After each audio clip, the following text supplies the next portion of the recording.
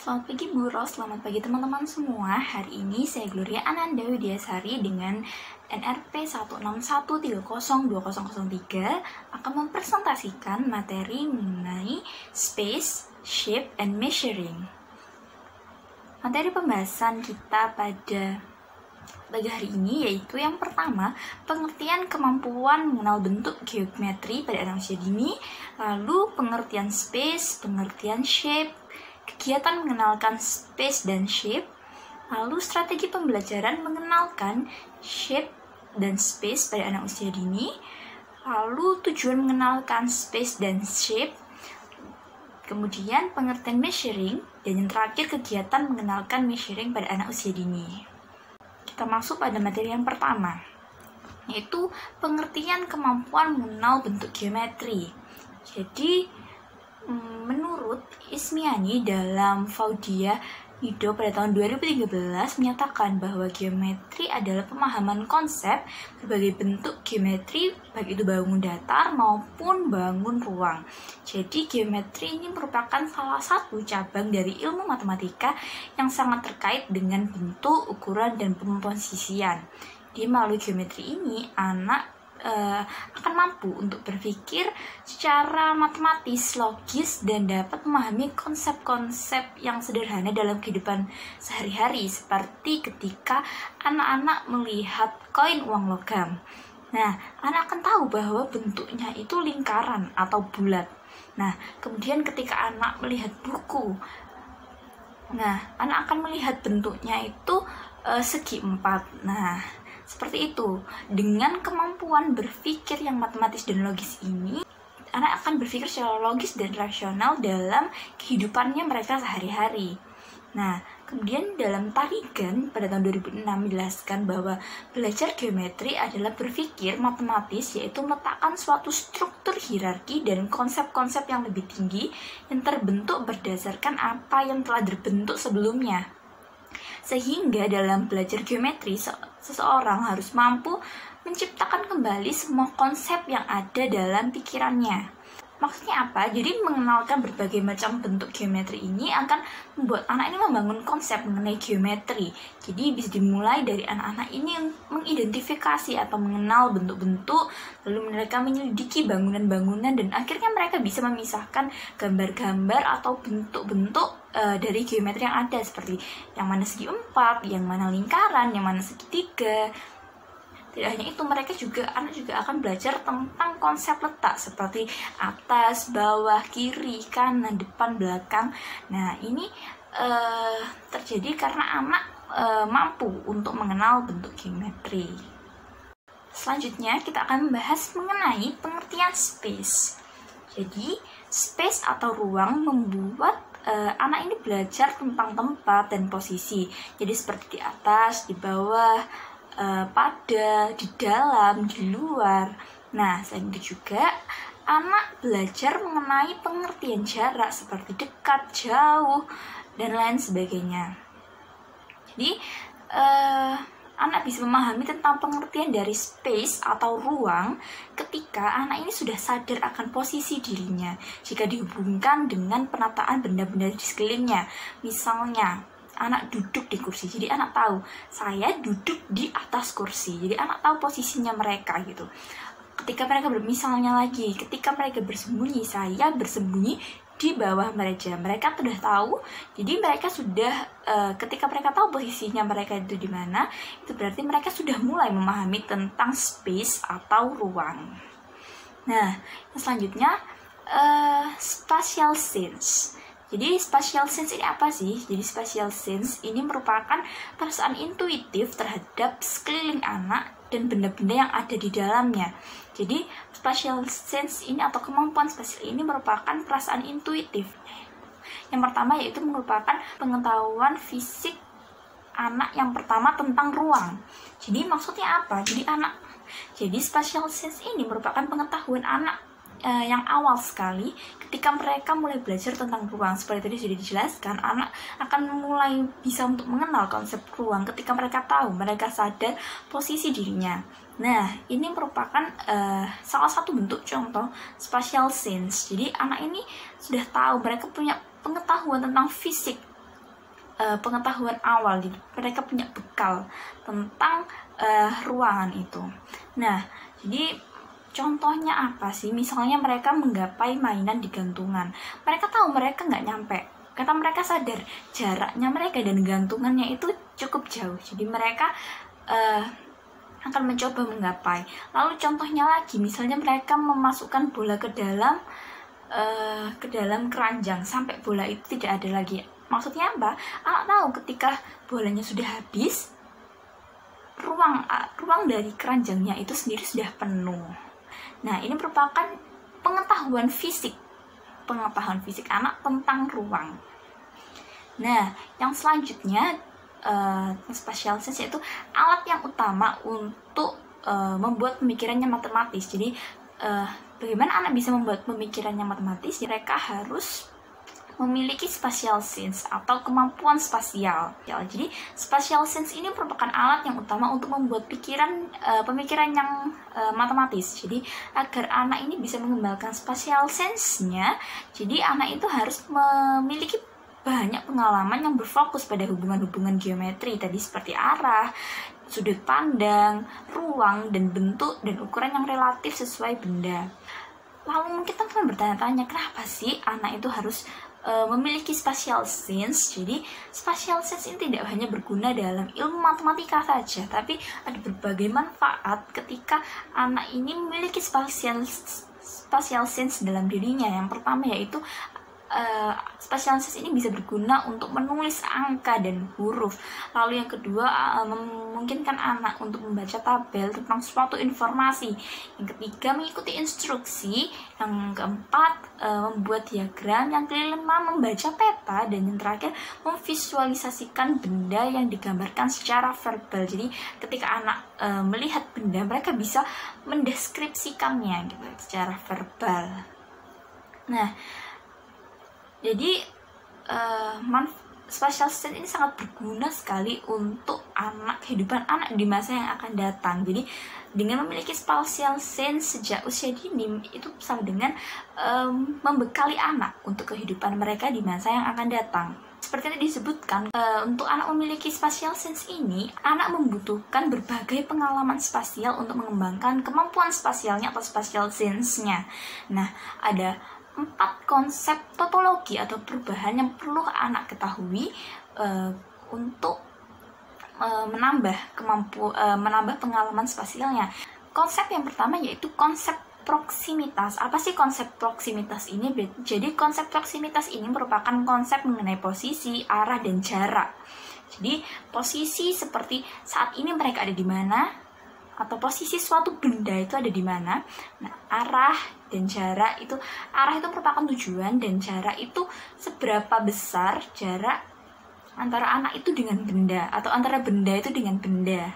Nah, yang selanjutnya adalah konsep separasi, yaitu konsep mengenai sebagian, seluruhnya, dan batas. Jadi ini merupakan konsep tentang batasan. Jadi ukuran benda anak, contohnya, jadi ketika anak melihat benda, anak itu bisa mengetahui, oh benda ini ukurannya segini. Atau meja saya batasnya dari sini hingga sini. Nah, itu merupakan konsep mengenai separasi. Lalu yang ketiga yaitu order. Itu merupakan seperti mengurutkan, yaitu mulai dari yang pertama hingga yang terakhir.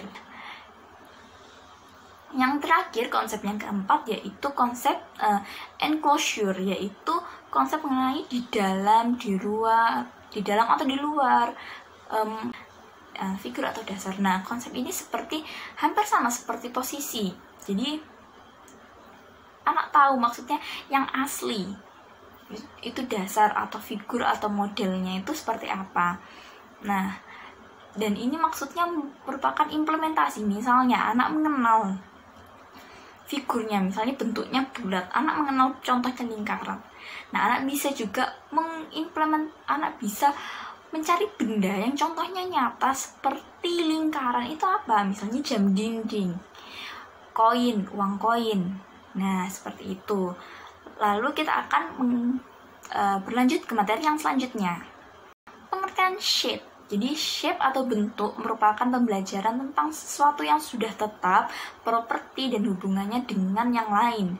Jadi suatu bentuk merupakan pelengkap luar dari suatu objek yang bisa membedakan antara sesuatu yang ada di dalam objek dan di luar objek yang bukan menjadi milik objek itu. Jadi bentuk ini merupakan jadi bisa dibilang bentuk itu merupakan ciri khas dari suatu objek yang bisa membedakan antara satu objek dengan objek yang lain.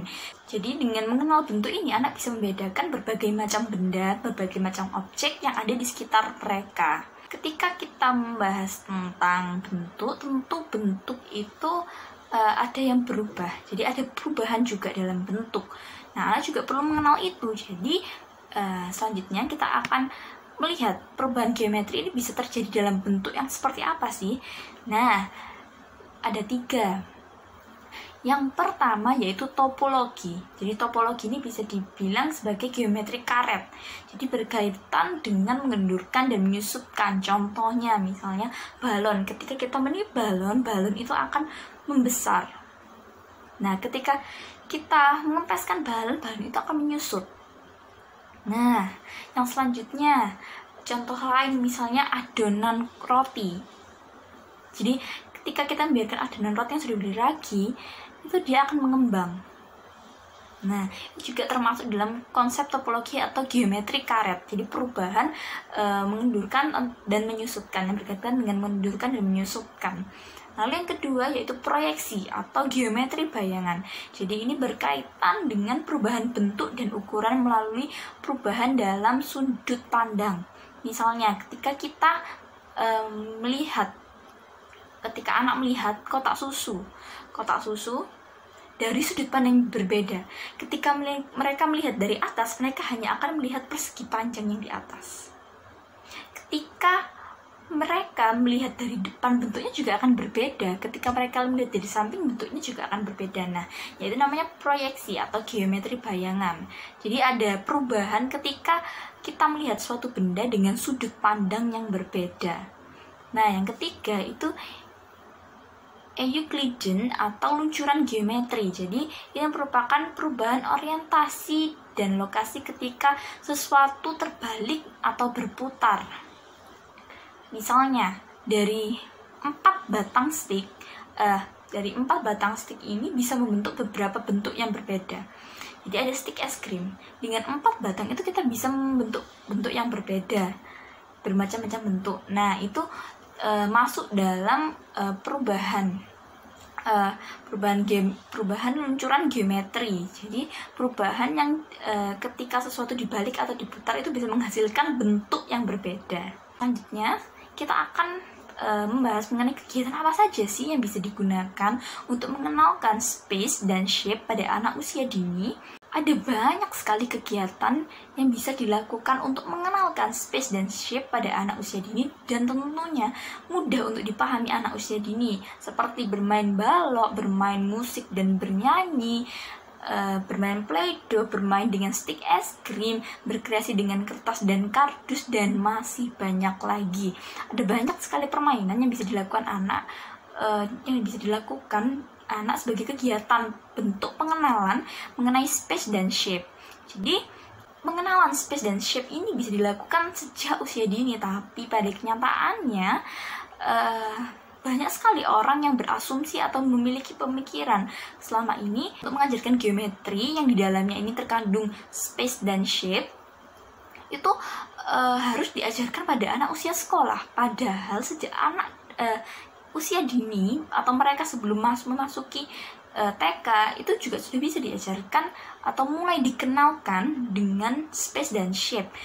Karena orang-orang tuh masih berpikir apa yang dilakukan anak itu seolah-olah tidak berkaitan dengan matematika. Dalam hal ini yaitu space dan shape. Padahal apa yang dilakukan anak itu seringkali berkaitan dengan matematika dan seringkali berkaitan dengan space dan shape ini. Pendampingan yang serius itu sebenarnya sangat diperlukan agar ketika anak itu bermain, mereka juga bisa memperoleh pengetahuan. Jadi ketika mereka bermain, mereka juga bisa belajar gitu. Kemudian kita mungkin bertanya-tanya, lalu bagaimana sih strateginya untuk memberi pembelajaran yang mengenalkan space dan shape pada anak usia dini? strategi yang tepat yang bisa dilakukan dalam pembelajaran mengenalkan untuk mengenalkan space dan shape pada anak usia dini, yaitu dengan mengemas kegiatan pembelajaran itu dengan bermain. Jadi kembali lagi kita kepada bermain. Jadi anak usia dini ini sangat lekat sekali kan dengan yang namanya bermain. Jadi ketika anak belajar pun mereka harus dengan bermain, karena dengan bermain itu hasil belajar yang bisa didapat anak itu bisa meningkat, karena anak itu belajar matematika atau khususnya untuk mengenal space dan shape ini dengan keadaan yang senang. Mereka akan mudah untuk memahaminya, sehingga hasil yang didapat pun mereka akan memperoleh lebih banyak ilmu pengetahuan karena mereka belajar dengan bermain dan tanpa paksaan.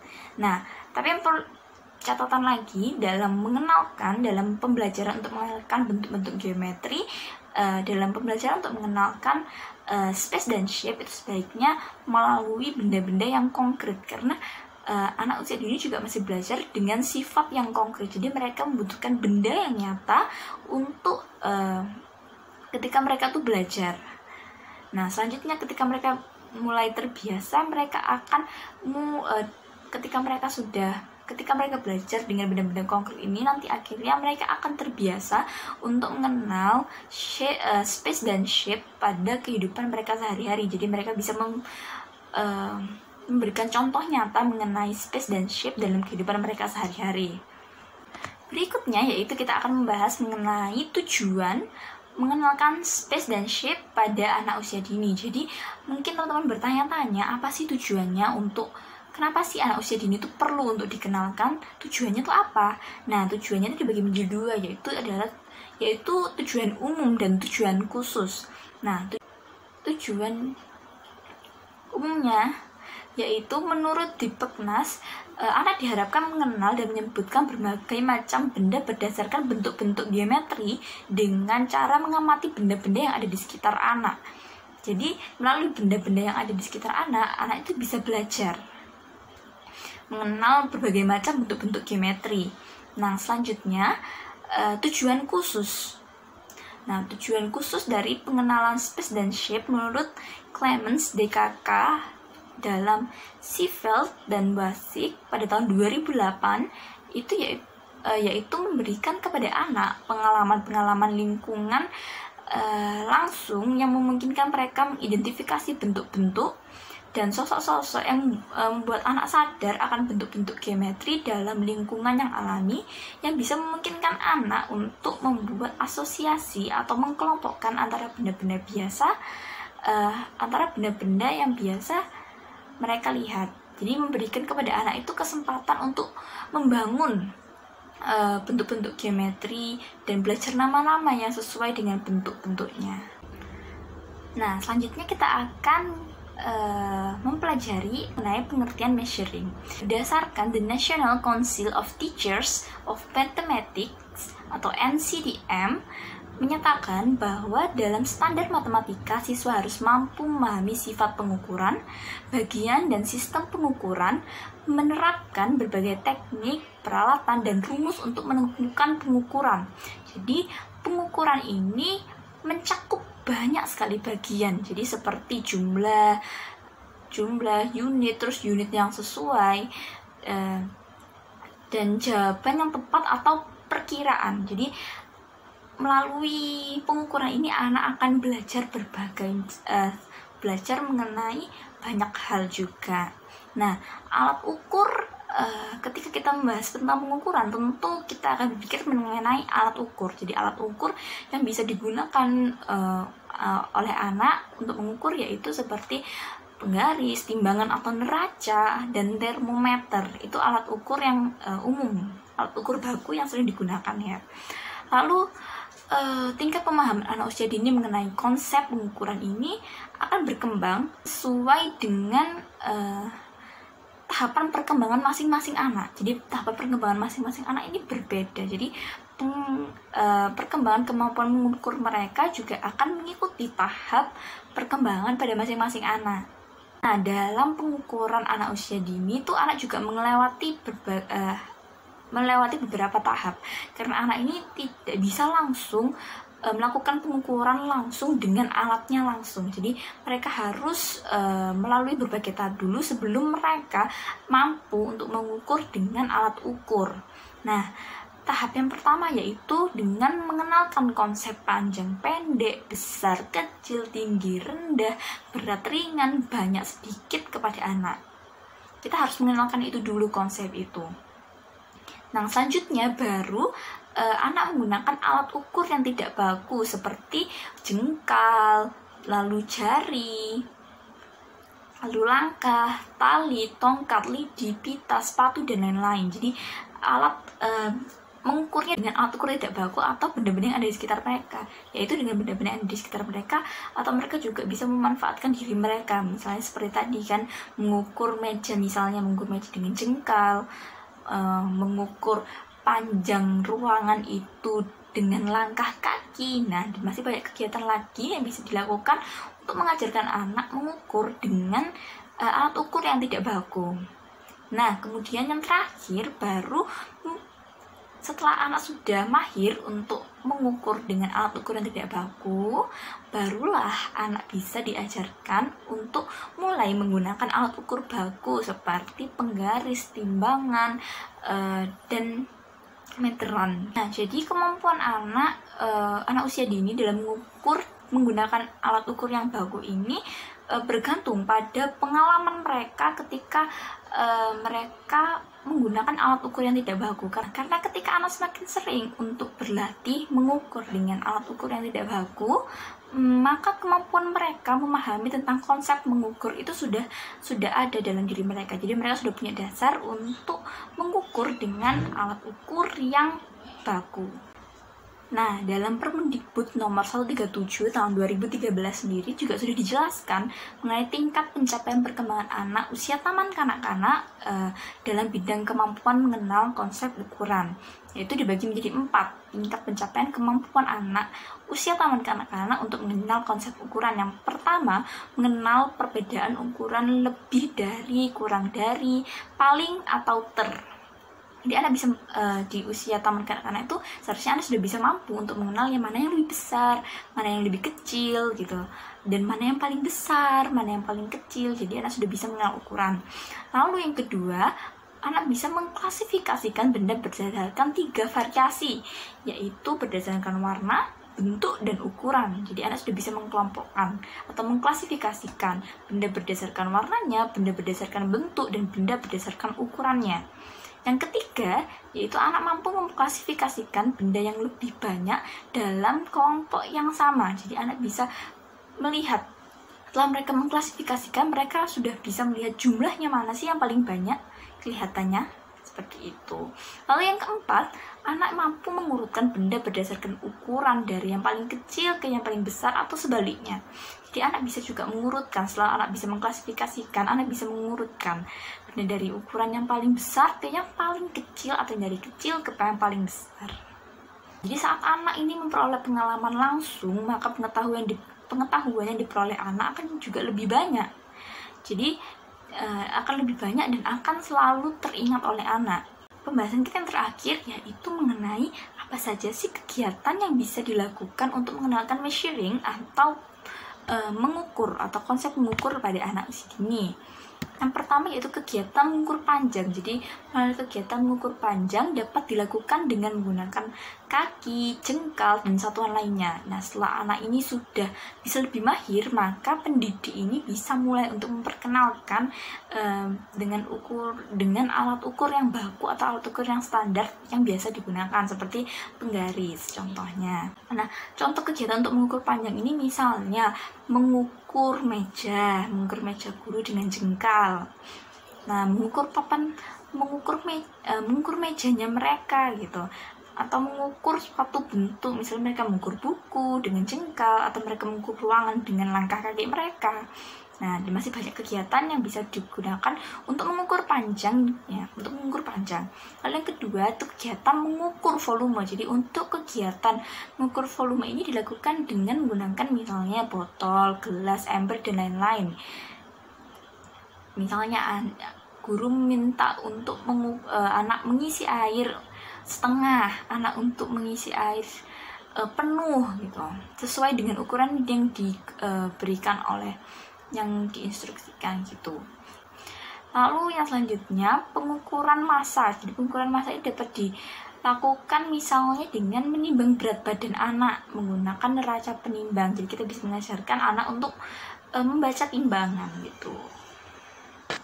Jadi intinya dalam kegiatan mengukur anak ini diawali dengan menggunakan alat ukur yang tidak baku dulu. Nah, ketika anak sudah mahir dan mereka sudah mengenal konsep untuk mengukur melalui penggunaan alat ukur yang tidak baku ini, mereka barulah dikenalkan untuk mengukur dengan alat ukur yang baku. Nah, sekian penjelasan dari saya. Terima kasih dan saya mohon maaf bila ada salah kata. Semoga informasi yang bisa saya bagikan ini bermanfaat bagi semuanya. Selamat pagi dan selamat beraktivitas.